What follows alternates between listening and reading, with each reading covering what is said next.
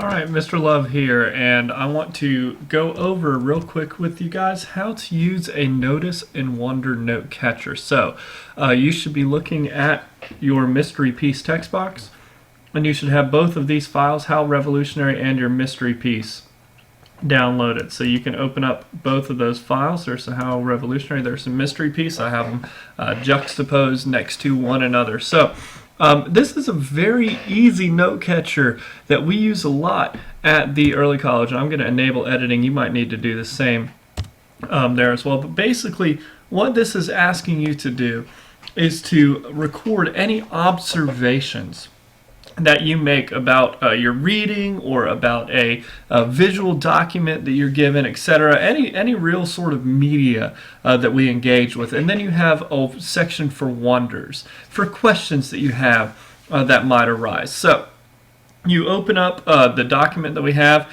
from Digital History on the American Revolution, and you start reading. It says, Richard Price, a British Unitarian minister, called the American Revolution the most important event in history. So, my observations, I noticed that the American Revolution might be, or according to that person, is the most important event in history since the birth of Christ. And he says, the author says that this might be an overstatement. So I noticed that this might be an overstatement. All right. So I wonder, why does the author think that the American Revolution is not revolutionary? All right. So we have both of those. So now, as you continue to read, you might see the author says the American Revolution was not a great social revolution like the ones that occurred in France and Russia. So I noticed that France, you can't see that over here. Let me move this full screen. All right. France and Russia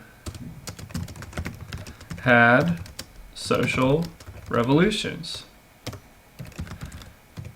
So how are these connected? All right. So you want to look at your observations. You want to look at questions that you have. So the American Revolution might be the most important event in history. Is that an overstatement? Well, our author of this article doesn't believe that the American Revolution is truly revolutionary. So how are these elements linked? We can say, if we take back and look a little bit higher order, that historians disagree with how significant the American Revolution truly was. All right.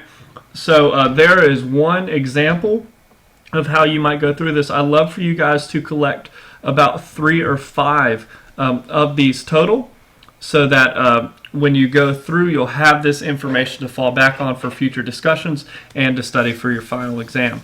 Thanks, guys.